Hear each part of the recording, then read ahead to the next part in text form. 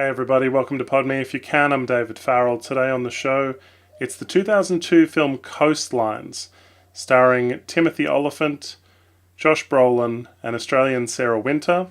Couldn't find the case, but this is the disc it's from. It's from a 10-pack of intrigue movies. Pod Me If You Can, movie reviews. After serving time in prison, Sonny, Timothy Olyphant, returns to his coastal Florida hometown, where life and the residents haven't changed much, including the local crime boss, Vance. When Sonny goes to collect the money that he's owed, he gets beaten up and his house is blown up, killing his father. Sonny moves into the home of his old friend Dave, Josh Brolin, who's the local sheriff, and his nurse wife Anne, played by Sarah Wynter. Soon a romance forms between them.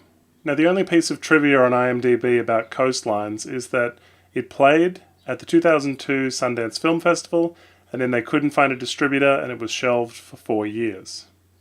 Timothy Olyphant plays this really detached bad boy here, so he doesn't speak a lot, and every girl that meets him, there's this kind of, I can change him, bad boy vibe to him. There's this girl in town he basically just uses for sex, and I felt really sorry for her. Now, the only reason he's in prison to begin with is because Sonny took the fall for this local crime boss, played by Josh Lucas. He went in there instead of someone else, and was promised $200,000 to take the fall. Now that he's out of prison, they give him $10,000, and they ask him to get more involved in their illegal activities. Now, they had two bad guys in the film. One is played by William Forsythe, and the other's Josh Lucas. They probably only needed one. Two bad guys felt unnecessary to me. Now, for me, I wanted this film to be like Walking Tall with The Rock, where the no-nonsense sheriff, played by Josh Brolin, or even the Timothy Olyphant character, who's kind of got a Punisher vibe, you know, his family get killed by a crime boss, you know, his dad's dead.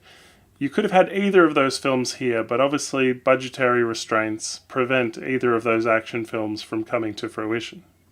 Josh Brolin played my favourite character in the film. He was this sheriff who, I gotta be honest, I was more endeared to as the film went on.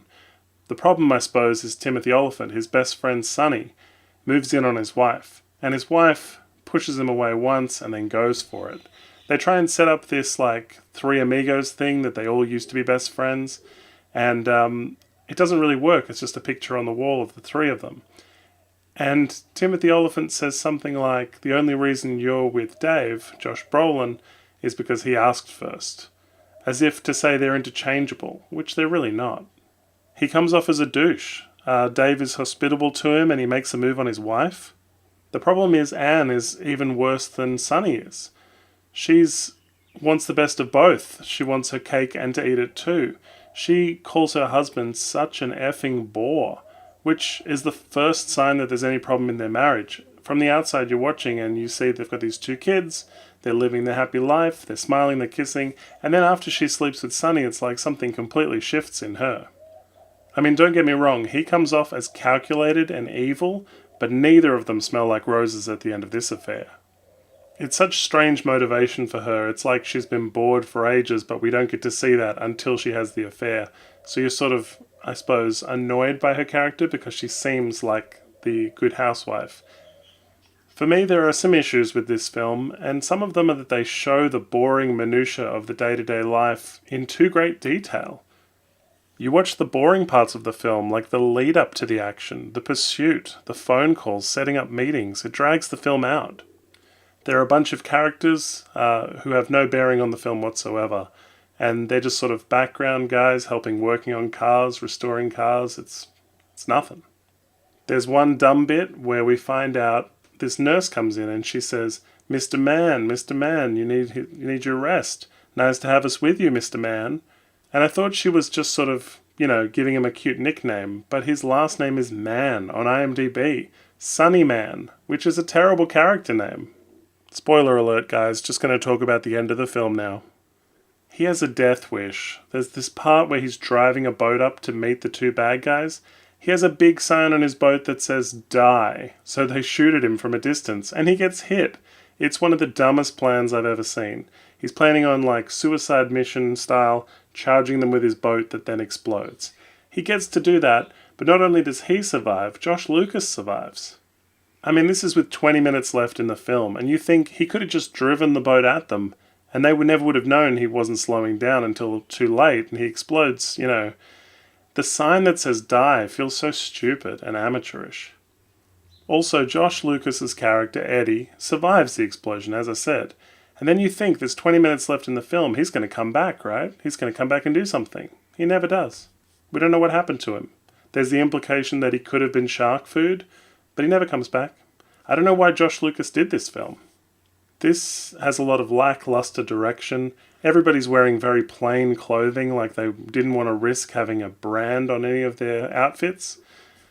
Josh Brolin comes off better than everybody else in the film. Everybody's pretty unlikable. The film is largely silent in parts.